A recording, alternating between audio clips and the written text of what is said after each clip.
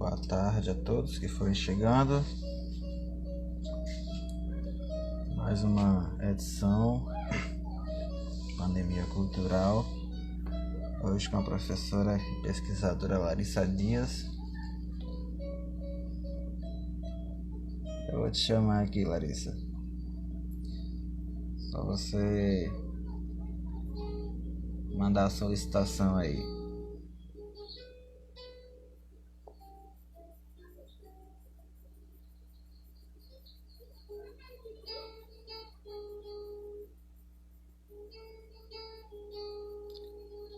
Abrir a caixinha aí de enviar solicitação. Solicitar e enviar solicitação para eu te chamar aqui.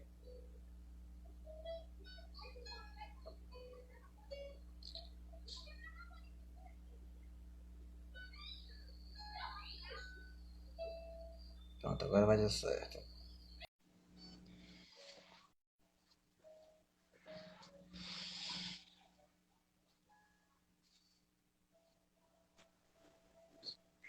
Hello. Oi, querida, tudo bem? Olá, tudo bom? Tudo? Tá me ouvindo legal? Oi, gente. Tô ouvindo, queria perguntar se você tá me ouvindo também, porque eu tô deixando o som solto e a voz também. Eu tô ouvindo bem. Tá, massa. Mas, então, querida, antes de mais nada, como sempre eu faço com todos os convidados, logo de imediato já começo agradecendo a disponibilidade, né, de poder estar conversando comigo. E, enfim, hoje vai ser mais uma. Eu tenho algumas edições que eu fiz dessas entrevistas, que são conversas, na verdade. Mas algumas edições eu até brinquei e disse que ia ser um papo de comadre, porque eram pessoas tão próximas que nem é até difícil. E até porque não é a minha intenção transformar isso numa entrevista monótona, padrão, como a gente está acostumado a ver. E você é um desses casos, né? Uma pessoa que eu. Uma amizade, né? Porque eu tenho até a honra de ser padrinho, inclusive, né? Isso que é algo que me Sim, ela tá aqui atrás. orgulha. Nosso padrinho de Ah, casamento, quando acontecer. vai dar certo. E Vai, em é algum isso. momento vai E acontecer. E é isso, então eu fico muito feliz de poder estar conversando contigo. Bom, eu que fico feliz, agradecida, né? É muito interessante onde a gente chegou, a gente se conheceu. Você estava fazendo a faculdade de jornalismo e eu estava entrando em letras. Então, é muito legal, assim, saber que hoje a gente vai poder conversar um pouquinho sobre as nossas áreas para além da nossa amizade. Que é uma coisa também que a gente já conversa, enfim. Uhum. Exato. Então a galera que for entrando e que for assistir depois, né? Porque agora as lives elas ficam salvas no IGTV, mas eu desde o início eu venho sempre baixando todas e postando no YouTube. E eu Uhum. permaneço fazendo tudo isso para deixar tudo arrumadinho, né? Tem várias entrevistas lá, assim, acho que umas mais de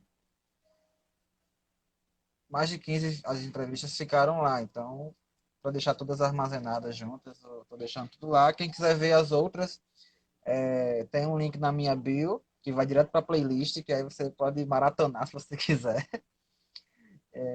E também sigam o perfil oficial do Pandemia Cultural, porque a partir de semana que vem eu vou estar exclusivamente lá. Essa aqui é a minha última semana no meu perfil pessoal mesmo. Eu quis encerrar esse ciclo, né, de um mês.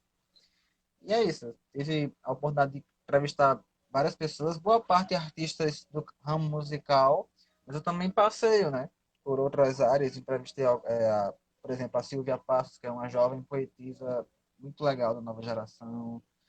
E hoje, com você, Larissa, é formada em letras francês pela UFRN, atualmente no mestrado. Hoje é dia do profissional de letras, viu? Inclusive. Ah, que massa, então parabéns. Obrigada. E pra- É um e dia parabéns que a também gente para. nem pensou, né? Eu não pensei nisso. Cara, é Enfim. engraçado que aconteceu muita coincidência desse tipo durante as lives. Por exemplo, eu entrevistei Alex Amorim, que é do Quarto Linha, que é um grupo de samba. E a gente marcou e no dia foi que eu me liguei que era no dia que fazia o ano da morte de Beto Carvalho.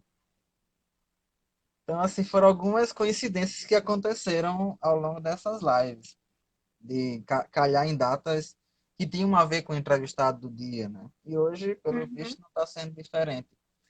Então, querida, como eu costumo fazer, antes da gente entrar no tema, inclusive você acabou dando um tema, né? Que normalmente eu acabo deixando até um pouco mais livre, e você quis delimitar um pouco mais, e que eu achei sensacional a sua escolha, né?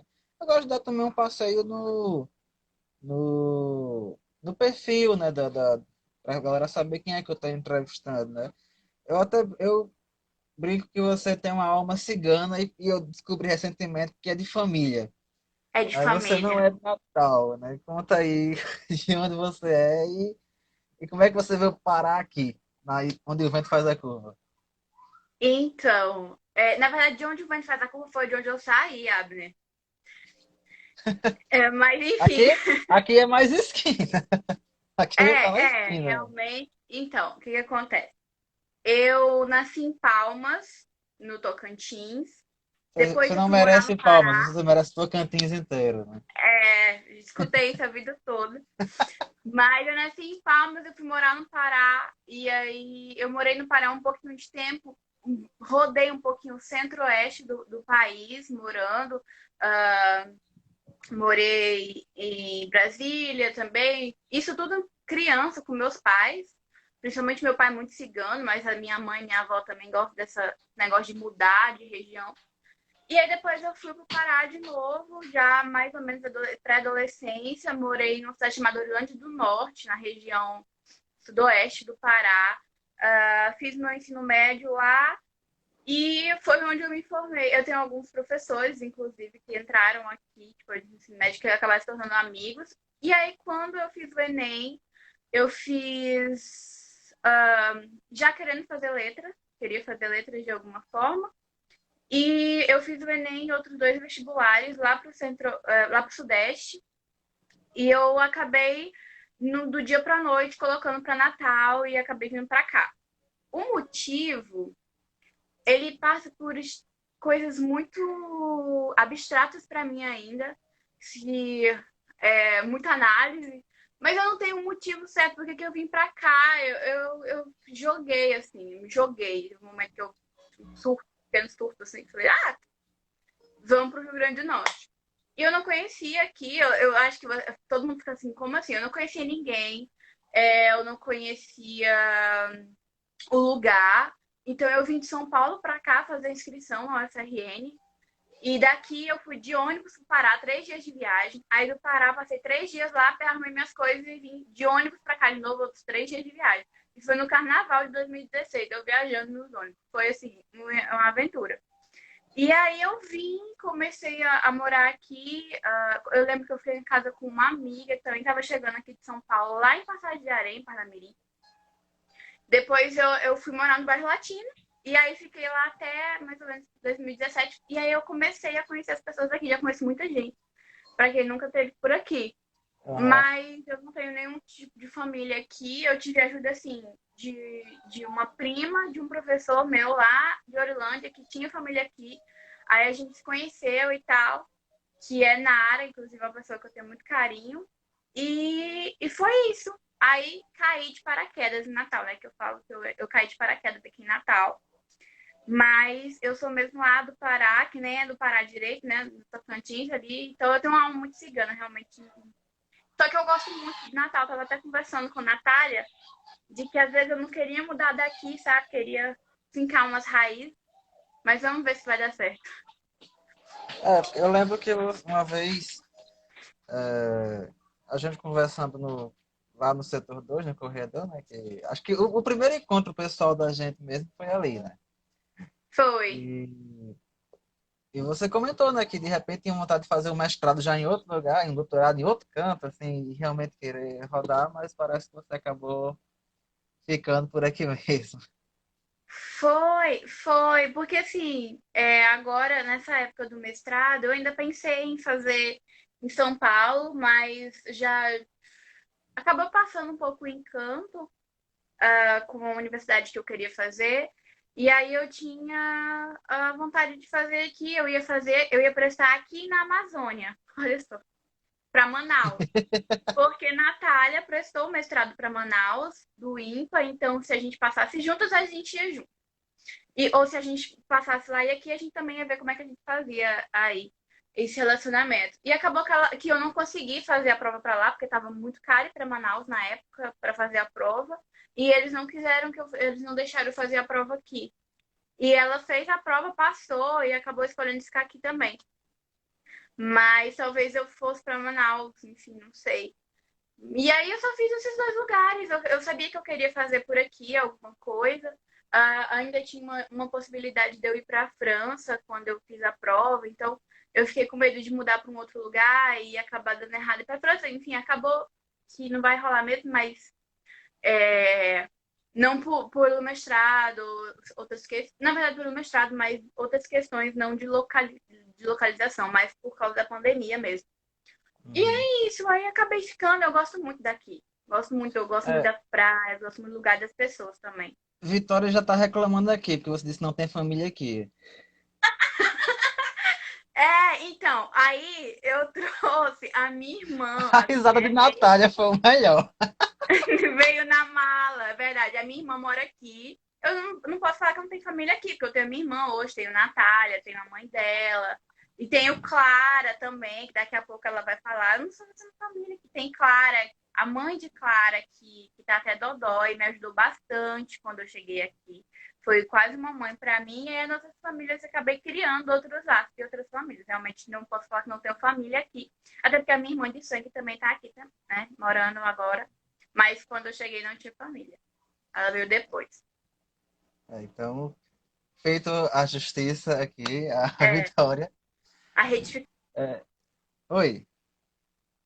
Opa, deu uma travadinha aqui. De nada, Vitória. A gente tá aqui para isso. Deu uma travadinha aqui na conexão do Larissa. Coisas que acontecem. Opa, voltamos.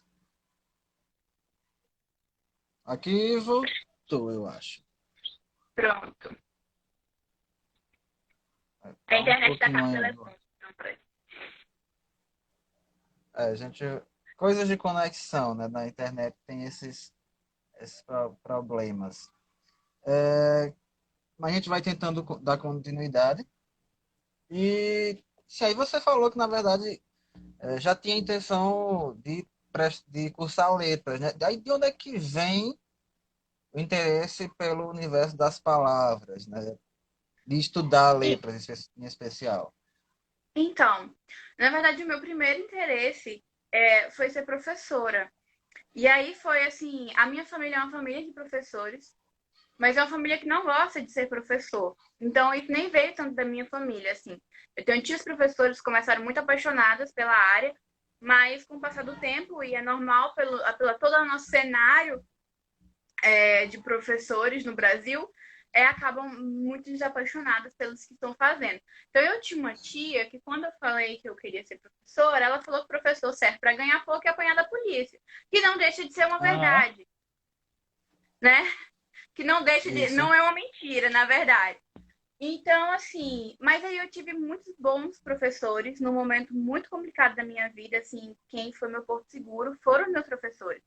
Foram duas professoras em específicos maravilhosas. Uma é Keila, professora de biologia, e a outra é Flaviane, professora de sociologia e filosofia.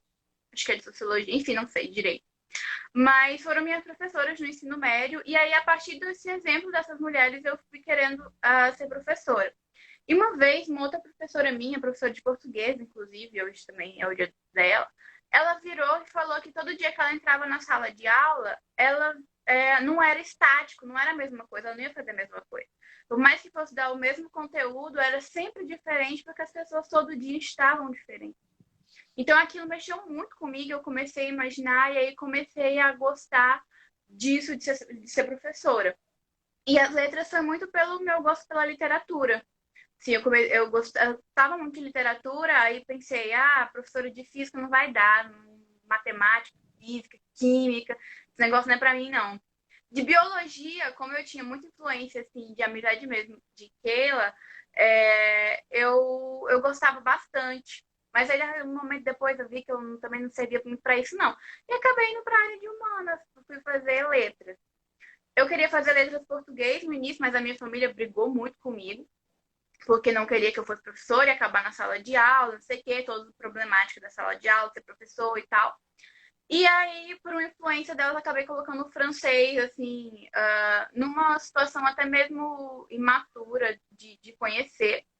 Hoje eu acho que eu seria mais feliz se eu pudesse plenamente trabalhar com a sala de aula da rede pública. É uma questão que foi da minha formação, foi muito mais, me chamou muito mais atenção.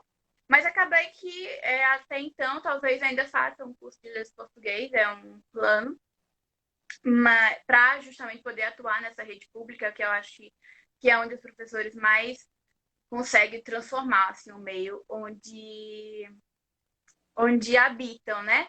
E eu gosto, eu acho que a língua estrangeira, ela também consegue ter esse poder de transformação, mas onde muitas vezes a língua estrangeira atua, não é onde a gente vai atuar com o professor da rede pública, né? Assim, é um público mais alto, até mesmo as escolas mais baratas, você tem que pagar para estar ali. São poucas as pessoas que têm bolsa, então isso às vezes é um ponto que eu fico me criticando, mas já passou também, é um pouco mais de análise nas minhas costas. Mas foi isso, foi de ver os professores agindo, eu quis ser professora, gostava muito de literatura e embarquei nessa. E hoje ainda gosto muito.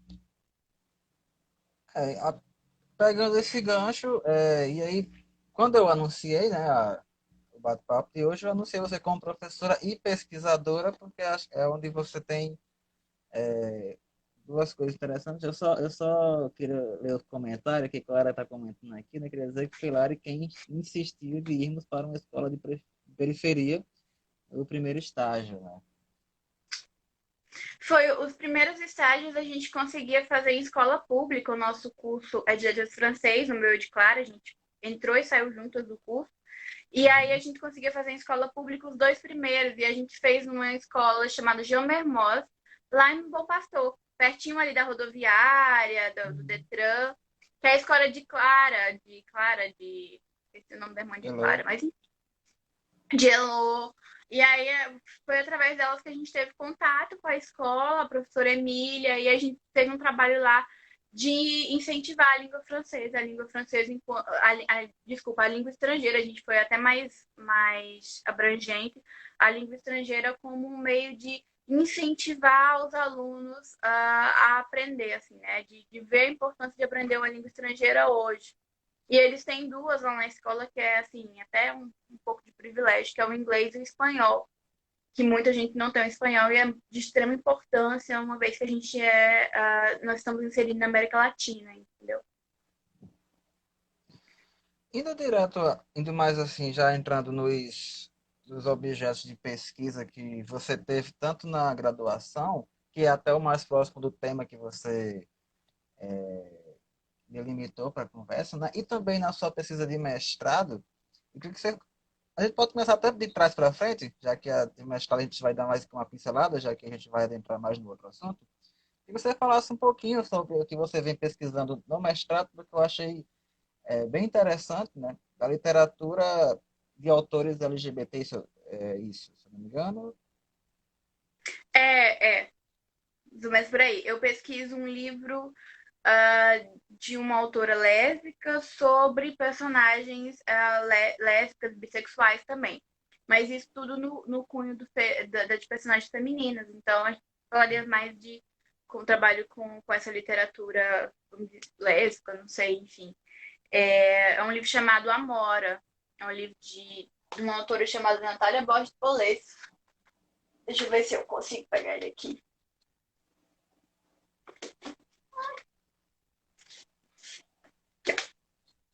É esse livro, chama Amora, Uhum. é de Natália Borges Polesso. Ele ganhou o Jabuti em 2016 e é um livro que eu acho muito legal. E aí eu quis sair um pouquinho do que eu estava fazendo para pesquisar sobre mulheres mais perto da minha realidade também. Então, hoje eu tô sendo orientada por um professor chamado Mauro, da UFRN também, e eu acho muito legal. E aí eu comecei a agendar nesses assuntos mais voltados à população LGBTQI, a literatura LGBTQI, enfim, é essa literatura que tem um pouquinho de representatividade uh, nessa área de minorias. Massa. Querida, você colocou como um tema, e aí eu acho massa falar isso, porque não sou eu que delimito o tema, né? Eu dou essa abertura para que o entrevistado sinta-se o mais à vontade possível. E hoje, na real, eu vim muito para aprender, porque eu fiz questão, eu sempre dou uma pesquisada a mais sobre o entrevistado, sobre os assuntos. Ontem eu estava com uma papelada na mão, até porque ontem me exigia bastante. Mas quando você falou de literatura em tempos de traumas, né, embora eu se tem uma noção do que você queira dizer com isso, até porque você pesquisou literatura e ditadura na graduação, Uhum. mas eu fiz questão de não pesquisar nada sobre o assunto, porque hoje eu vou estar quase com uma postura mais quase de aluno. Meu Deus. Minha querida, você é professora, então você é aluna. Então, eu vou até fazer uma coisa que eu nunca fiz nas lives, mas assim, se for surgindo alguma questão, e quando a gente tiver aqui, existe um quadradinho aqui com um pontinho de interrogação. Quem tiver for aparecendo alguma questão para a professora Larissa, vocês vão fazendo, entendeu? Por esse quadradinho, porque aí fica melhor ler, porque nos comentários às vezes sobe, se perde, então a palavra está com você, Larissa. Afinal de contas, o que você quer dizer com literatura em tempos de traumas? Então, acredita que até eu mesmo me perguntei isso, o que eu quis dizer muito com isso. Mas o que acontece? Isso surge no momento que a gente está vivendo, que, enfim, eu acho que é uma discussão que nem precisa ter, que é altamente traumática. E é uma escola, vamos dizer assim, uma tradição que eu tenho de trabalhar com literatura e trauma é da graduação. A gente tinha um projeto, eu trabalhava num projeto de pesquisa sobre literatura e ditadura. Então, acabou aí essa questão. E aí, para vir aqui falar, eu acho que a gente tem, quando a gente pode falar literatura em tempos de trauma, a gente tem mais ou menos duas coisas que a gente nem sei, talvez até mais, mas eu acho que eu penso em duas coisas. Primeiro, no consumo e depois na produção. Então, a gente tem uma vertente que a gente poderia falar aqui do consumo de literatura em tempos de trauma, aí no sentido de ler, de se debruçar, de é possível ler alguma coisa, é possível se debruçar em alguma coisa, é possível, ajuda, não ajuda, melhora, não melhora. E aí a outra é de produção, que eu acho que era muito o que eu pesquisava lá na graduação, mas é menos do que eu vou falar aqui. Talvez que é a produção da literatura, é produzir literatura em tempos de trauma, né? O que quer dizer isso? É possível, não é possível? Tem, não tem? Serve, não serve, entendeu? E aí não é só a literatura, eu acho que toda questão, tanto da produção quanto da outra, toda a questão cultural mesmo, da cultura. É possível produzir cultura em tempos de pandemia, de crise, trauma, enfim. E aí, para falar aqui, eu pesquisei, não vim só, totalmente só da minha cabeça.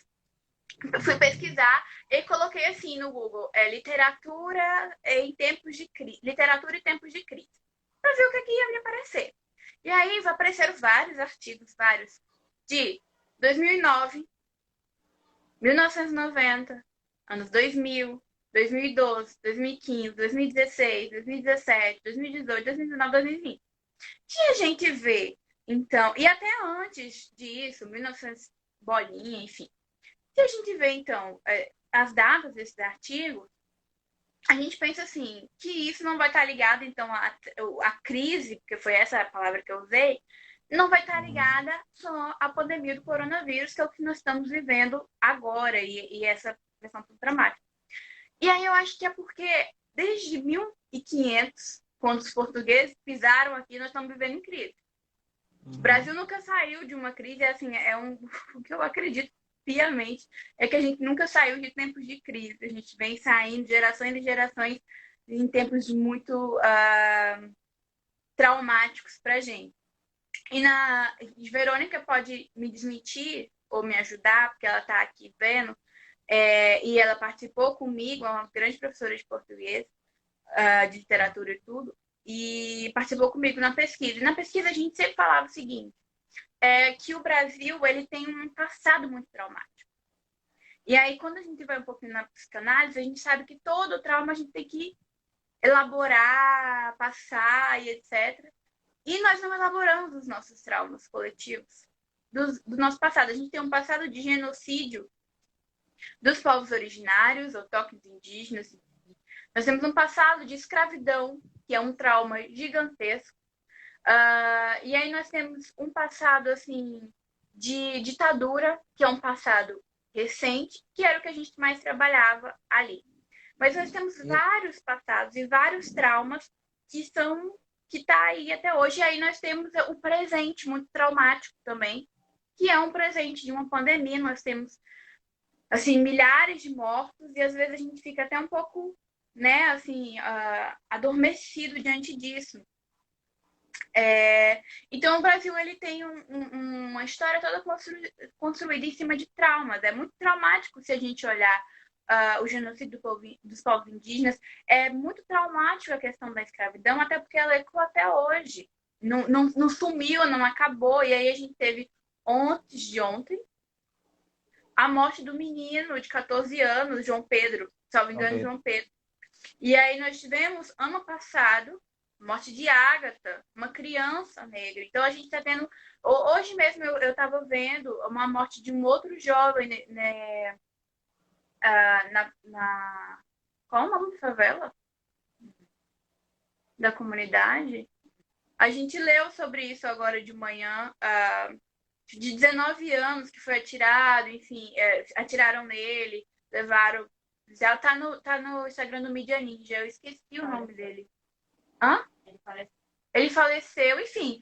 A gente está perdendo vidas negras todos os dias. E então, são traumas muito grandes da nossa nação e que a gente talvez tenha tanto medo que não consiga elaborar esse trauma. E aí a ditadura também é um trauma muito grande da nossa nação e a gente tem passado por outros. A minha professora sempre dizia que a gente tem muita dificuldade de elaborar os traumas porque é um atrás do outro, né? Assim, sempre são questões que se sobrepõem, estão se sobrepondo no presente.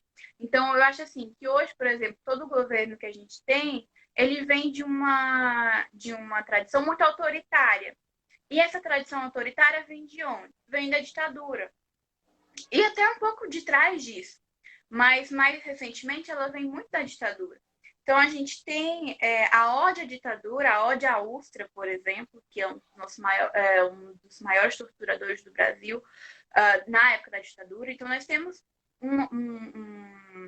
uma tradição que vem de um lugar de que a gente nunca falou sobre isso de forma devida, entendeu? Então, hoje o que a gente passa, esse genocídio, porque é esse o nome, e aí um conceito até que é bem marxista, assim, de reitificação, ou de coisificação das pessoas que a gente está passando, ou seja, de pegar todas essas pessoas, são pessoas, e a gente até mesmo, por mais má intenção que seja, a gente está transformando isso em números. E eu acho que os números não nos mostram o quanto são pessoas, né, que estão morrendo, são nossos primos, nossos só quando é mais perto da gente. Eu não perdi nenhuma pessoa perto de mim, tão próxima de mim, mas eu tive uma pessoa que eu gosto muito doente com a Covid. E aí foi uma coisa assim, quando eu soube, eu levei um choque, fiquei até muito mal. Tenho a minha sogra que trabalha nos hospitais, então, assim, tem contato direto com os infectados e a gente teme todo dia pela própria vida dela, né, assim, de questão de se infectar, e aí tem os amigos delas que a gente conhece que já estão ficando doentes. Então, assim, tem algumas pessoas, aspectos que estão... Mas a que momento, às vezes eu fico parando de pensar assim, são pessoas e não só números. Então, toda essa coisificação que a gente tem, que vem do governo também, ou seja, para transformar pessoas em números, e aí números talvez não sejam tão grandes se a gente compara num outro patamar. Mas não são pessoas que estão morrendo. Então, nós temos essas atitudes todas muito lá do nosso passado traumático com a ditadura que a gente nunca resolveu. E nós temos vizinhos que se dão melhor. E aí eu estava fazendo esse paralelo, eu estava lendo sobre, por exemplo, a Argentina, que está se dando melhor hoje com a elaboração do coronavírus, com toda essa pandemia, por um passado que também condenou seus torturadores e os seus ditadores. Então a gente tem uma coisa mais democrática instaurada ali, entendeu? E no Brasil, passou a mão na cabeça de homens que mataram, de um Estado muito autoritário, que nunca é bom passar a mão na cabeça, nunca, enfim. Não Larissa, é. sem querer, eu quero também comentar, né? Porque assim, isso que você fala demonstra assim como o Brasil ele não resolveu suas contas com o passado, né? Não, A, a gente tem a lei da anistia no Brasil, ela anistiou todo mundo, sabe? Ela trouxe de volta. Até se entende que naquele momento era o que se tinha condições de fazer, mas tipo, a gente tem uma democracia burguesa num período pós-ditatorial que já vai para 35 anos e que veio depois de 20 anos de ditadura, que morreram pessoas, algumas desapareceram até hoje, a família não sabe o que aconteceu, e ficou por isso mesmo. E a vida seguiu normalmente, diferente de países como a Argentina e o Chile, no Chile. que se acertou as contas com o passado, entendeu? E aí isso explica muito por que que o fantasma do volta à ditadura é tão forte no Brasil. Porque ficou por isso mesmo, gente. Assim, não se acertou as contas com o passado. Isso, quando você falou que o Brasil vive em crise desde 1500, é porque é mesmo. É porque o Darcy Ribeiro talvez tenha sido um dos maiores críticos da elite brasileira. E ele fala abertamente assim que, na verdade, é porque o Brasil possui uma elite que não deixa o país avançar. E toda a história, tem um filme, que inclusive sábado, eu vou estar com minha amiga Ricássia, não sei se ela está aqui ao vivo ainda, a gente vai estar comentando uma live de uma animação que é Uma História de Amor e Fúria. É uma animação brasileira de 2003. E que eu não conhecia, ela me indicou. Quando eu assisti, eu fiquei chocado. Eu não sei porque que as pessoas não conhecem esse filme, porque é uma animação brasileira à la Bacurau. E que ela Eu mexe não muito com conheço. assim, tem no YouTube, recomendo assistirem porque ela é perfeita. Porque sem querer dar spoiler, mas enfim, é o personagem principal. Ele vai ser um indígena que vai ser da parte daqueles dos tupinambás que foram quase que extintos no Brasil. Depois ele viaja no tempo como um pássaro e reaparece enquanto parte da revolta balaiada. E que aí é mais uma revolta popular que é totalmente reprimida pelas elites. Depois ele vai aparecer na ditadura militar e ele vai participar da resistência que vai ser reprimida também. E depois ele vai para 2091, só que 2091 é 2020, na verdade. E a gente não assiste porque é impressionante, porque é um Brasil futurista que a, a, a polícia são as milícias particulares, o nome é esse mesmo, que eles usam no filme. A água é privatizada, é a Aquabras que comanda a água. As pessoas têm um percentual de água de acordo com a renda, entendeu? E assim, e existe uma crise hídrica e que o presidente, então, que eu não vou lembrar o nome agora, mas é o pastor alguma coisa, diz que as pessoas têm que pedir a Deus para a chuva cair para resolver o problema da água, que na real está privatizado. Então, assim, qualquer coincidência, É, aliás, qualquer semelhança não é mera coincidência, né? E aí eu recomendo muito, porque vai muito nisso, assim, o Brasil tem uma sucessão de temas e qualquer, qualquer reação que venha do povo e que queira mexer nas estruturas que são comandadas pela elite, vai ser reprimido de toda forma, né? E por isso que a gente vem crises e mais crises que, na verdade, eu sei que Paulo Freire dizia que a educação no Brasil, a crise não é uma crise, é um projeto. Na real, o Brasil, a crise geral do Brasil não é uma crise, é um projeto das elites cebosas desse país. Mas continuando com a sua palavra. Então, mas é isso. Então a gente tem assim um autoritarismo muito exacerbado, muito grande, que vem ali da ditadura. E o fato e esse pedido por ditaduras, esse governo mais autoritário, a gente sempre tem vem dali toda a nossa questão com o povo negro vem da escravidão. A gente não tem nada muito elaborado, a gente nunca conversou muito sobre a nossa história para colocar os pingos nos is para falar, olha, esse Brasil ele é um país genocida, ele é um país racista, ele é um país onde se matou e torturou muita gente, onde é um país onde nós não sabemos onde estão os corpos da ditadura, por exemplo. Então, ele é todo esse país, que é traumático por essência, né? E aí hoje a gente chega num novo trauma que está aqui falando. É uma época que eu acho assim que é muito traumática para a gente e que a gente talvez esteja tão anestesiado em vivê-la porque é muito, é demais, e aí a gente vai ter que elaborar isso individualmente e coletivamente enquanto nação, e enfim. E aí, então, dentro desses aspectos, a gente pensa a produção e o consumo. Eu vou falar um pouquinho sobre o consumo, então, de literatura, nessa época agora nossa.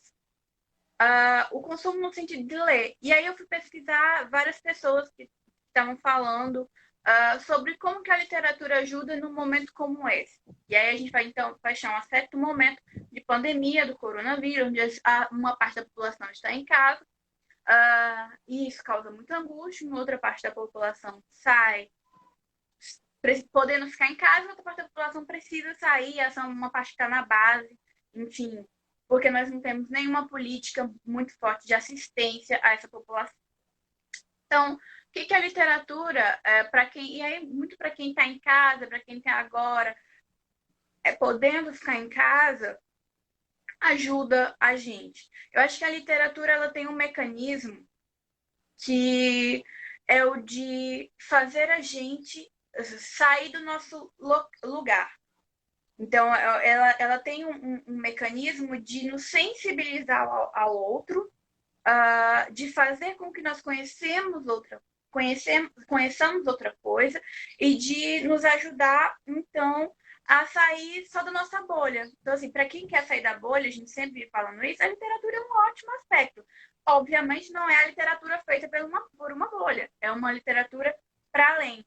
Então, eu acho que nesse momento, e é um momento que eu estou lendo mais do que antes, inclusive, tudo bem que eu estou produzindo menos, mas eu consigo produzir muita coisa em casa, mas é porque vontade de produzir coisas para outro lugar eu não tenho. Eu tenho vontade de ler romance. Assim, ler Uhum. ficção, eu passaria o dia lendo. Ler os artigos do meu mestrado já é uma outra conversa que nem sempre estou conseguindo. Mas, enfim. E aí eu acho que ela reconforta um pouco, porque nos tira um pouco da realidade. Mas não nos tira da realidade da gente fazer uma negação, da gente ficar aquém do que está acontecendo. Mas nos tira num passo bom de tentar também sair um pouco dessa confusão toda, sem nos tirar a sanidade e a inteligência, entendeu? E aí, eu acho que nesse período, então, que a literatura pode nos ajudar, nos reconfortar, a gente pode usar ela como um mecanismo e aí usar como um mecanismo, que a literatura em si, ela se basta por si só, dentro de uma teoria que fizer, a gente vai ver que é um projeto, uma coisa estética, que se basta para si não serve muito para nada. É uma produção artística, como a dança, certo? Mas para nós a gente pode usar como alguns mecanismos. E aí eu convidaria as pessoas a usar a literatura como nesse sentido como um mecanismo de sair um pouco da bolha, da nossa bolha, e ir para além do que nós estamos. E eu sei disso, eu tenho isso muito claro, porque eu li um livro que é um livro que é totalmente fora da minha bolha. Eu nunca pisei numa favela, por exemplo, numa comunidade, enfim. Eu venho, ao contrário, eu venho dos interiores, né? Assim, onde a gente não tem tanto isso, a gente tem bastante pobre. Aqui em Natal, já fui em alguns lugares, mas nada muito. muito que eu conhecesse. Até tentei no início do ano fazer parte de um projeto lá em Mãe Luísa, de um projeto de educação, mas acabou não dando certo por causa de questões de horário. Só tinha à tarde, tinha aula todas as tardes. E é um livro que me moveu muito do meu lugar, que chama esse aqui, Quarto de Despejo, da Carolina Maria de Jesus. Chama Quarto de Despejo, Diário de uma Favelada. E é um livro extremamente importante. Carolina, para quem não conhece, já deveria estar conhecendo, Carolina é uma escritora extremamente importante para o nosso país. E ela é uma mulher negra, favelada, analfabeta, ou melhor, semi-analfabeta, que se alfabetizou, estudou até a quinta série, aí mudou-se para São Paulo e começou a pegar, ela pegava os livros ali que ela ia vendo, que ela ia lendo, porque ela gostava disso. Então, quando ela estava angustiada, quando ela não tinha o que comer, a fuga dela era o livro. Então, ela falava que ia ler e que ia escrever. E isso aqui, assim, foi um livro que ele é curto, você consegue ler, assim, não é grande. Ele é em diário, então ela vai mostrando dia 22 de maio. Ele me abriu para muitas portas. Ele me abriu para muitas portas e uma delas, que eu tenho até vergonha de dizer, mas eu acho que é muito incrível, porque me movimentou de um tamanho de uma coisa muito pequena. Carolina é uma mulher favelada. É da primeira favela de São Paulo. Eu estou aqui tentando achar nas margens do rio Tietê o nome da favela, porque não existe mais hoje. Sim. A favela ela foi totalmente derrubada. E é aqui que acaba o livro quando ela vai ser despejada. E ela foi derrubada para construir a Marginal Tietê. Deixa eu ver. A favela do Canindé, que foi desocupada em meados dos anos 1960 para a construção da Marginal Tietê. Então ela morava ali e ela era catadora de papel para criar os filhos. E aí Carolina vai escrever o seu diário e depois ela é achada por um jornalista lá na favela e ela consegue publicar esse diário. Eles fazem. E ela tem outros livros também, livros de poesia, etc. E aqui tem um determinado momento que ela fala que ela vai pedir comida a uma certa pessoa. Não faz isso. Não. Eu tô fazendo com meu filho. É meu gato. Que tá aqui tentando morder o gato. E aí, ela vai falar um determinado momento que uma pessoa fala que ela tá mal cheirosa. E ela fala que ela não tem sabão. E que poucas vezes na vida ela teve acesso a sabão.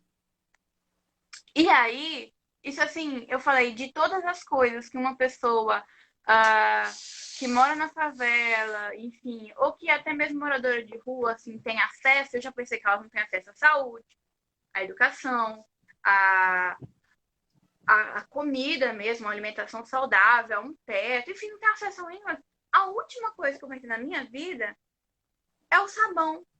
Sabe? Então, assim, você vê o último coisa. Quando eu li, eu fiquei assim. Um dia eu parei de ler o livro nesse momento e fiquei um dia pensando naquilo. Eu lembro que eu tava assim, um dia eu tava no circular, eu perdi a parada. Eu achei que eu tava no expresso, que ia parar na reitoria. Tava, na verdade, num direto. Perdi a parada porque pensei em Caroline e na questão do sabão, que eu nunca tinha imaginado. Então, é nesse sentido de coisas até mesmo minúsculas que a literatura ela vai nos tirar. Então, assim, é um livro que dentro da minha... Já vou te dar a palavra. Dentro do meu aspecto de bolha, talvez eu nunca lesse, mas talvez não, né? Porque eu sou pesquisadora, então eu tenho que ler de tudo. Mas é um livro que mexe comigo profundamente, pode falar. Que eu lance do sabão, porque assim, a gente tá no momento que uma das maiores recomendações, além de usar a É o máscara ficar em sabão. casa, é lavar as mãos com água e sabão, né? Aí você pensa, pô, meu irmão, então tá ruim, Mas na porque. época eu não estava numa pandemia, já tem um ano mais ou Aham, menos. não, mas tipo, Mas a sim, conexão com o momento que o você momento é pontuou tudo. isso agora foi fantástico, porque como é que estão, né? Assim, eu já tive a oportunidade de ir em favelas. Estive no Rio de Janeiro em 2017 para um encontro de comunicadores das periferias que aconteceu no Complexo da Maré. E eu fiquei hospedado no Alemão. Inclusive, tem uma história até engraçado porque teve uma noite só. Eu fui num baile funk no Alemão, fui parado pela PM na linha vermelha e me perdi. Aliás, o baile funk foi na Maré, me perdi no. Fui parado pela polícia na linha vermelha e me perdi no Alemão, isso de meia-noite. Mas estou vivo para contar a história. E assim, no Rio, assim, as comunidades, obviamente, elas. O que a gente até entende, os bairros aqui são as favelas do Rio de Janeiro, né? Já são assim, uma coisa até estruturada, inclusive.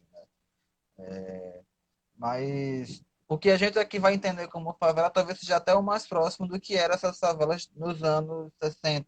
Dos É anos que, 60, justamente. isso que aí são realmente é,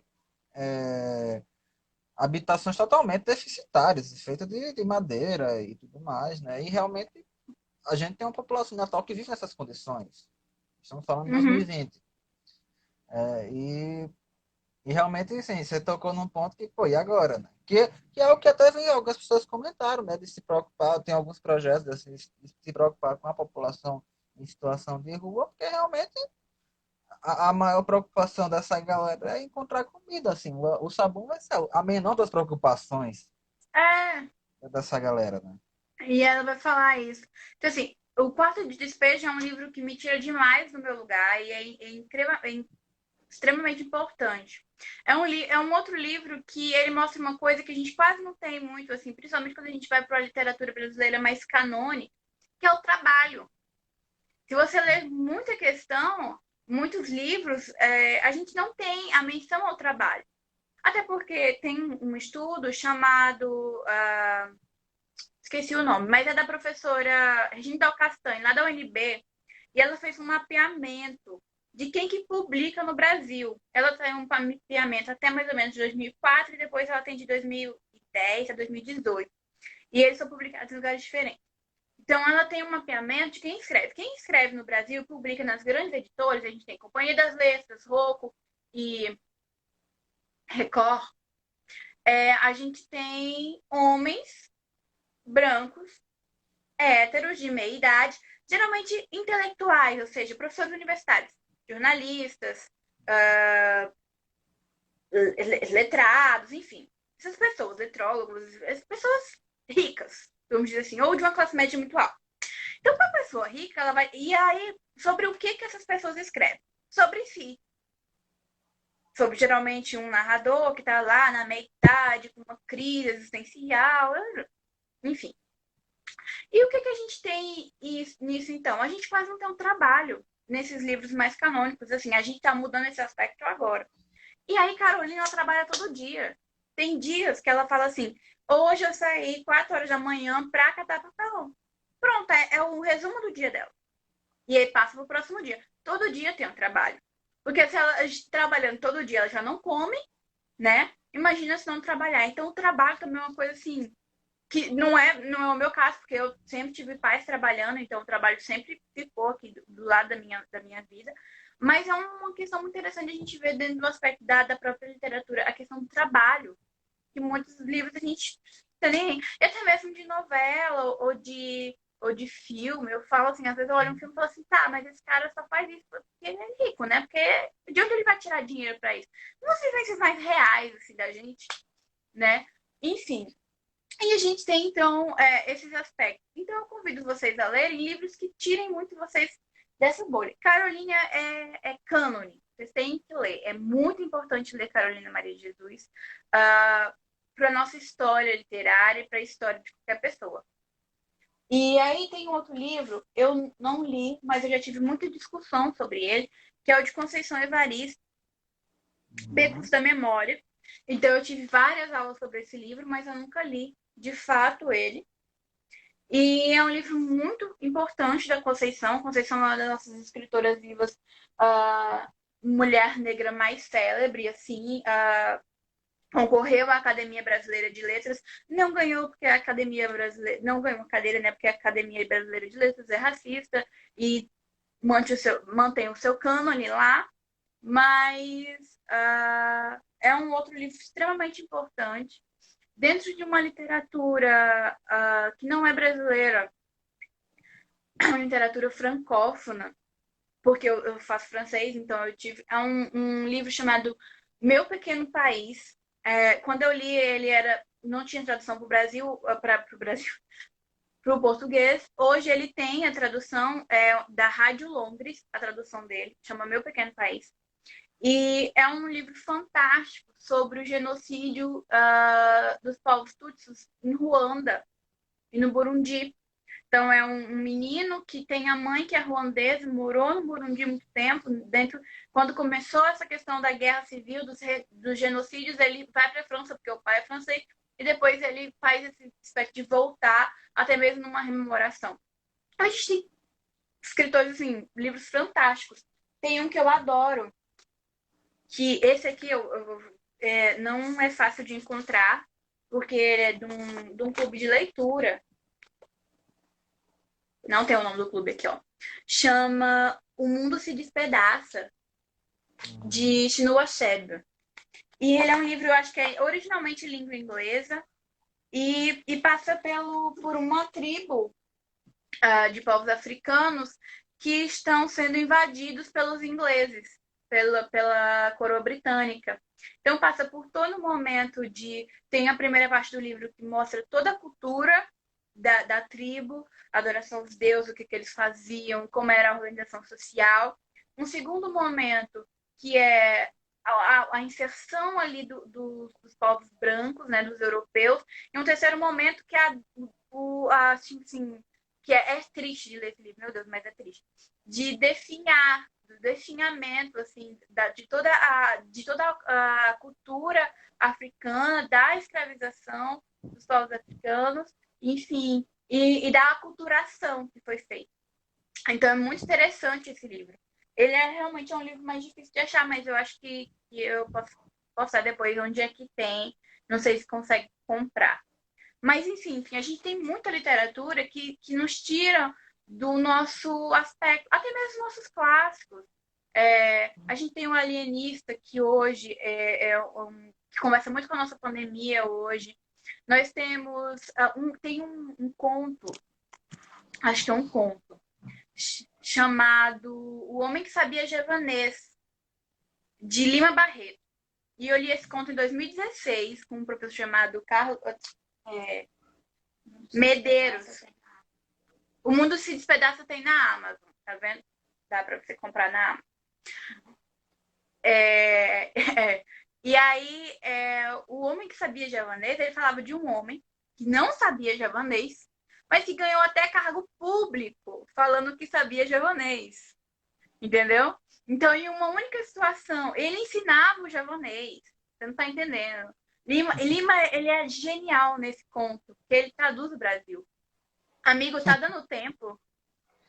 A gente tá em 53 minutos. Mas assim, se você tiver coisa para falar, meu querido, a gente entra em outra live tranquilamente. Então vamos. Só anota as perguntas aí. Clara mandou alguma coisa. Foi, ela mandou aqui, eu tô lembrado. É para você dizer o que você acha do consumo literário e a realidade da maioria da população, que vive geralmente em excesso de trabalho, informação. Essa relação se modifica com a crise. Aí você Tá, segura um pouquinho amiga, complexo isso, essa. hein? Amiga, Você, hello. Eu saí da graduação você com você segura, agora. você segura essa resposta, porque assim, para a gente poder conversar, Tá concluir a bom. conversa com um pouco mais de calma, para a gente não ter que correr, a gente vai continuar, assim, 10 segundos, é só para eu encerrar essa live e começar a outra. Então, a galera que está acompanhando, aguenta Clara, manda a aí. pergunta de novo para eu ler. Isso. Claro, inclusive, uma caixinha. Aliás, quando eu abrir outra live, eu explico. Daqui a pouco eu Tá bom. volto. Vai 10 lá. segundos.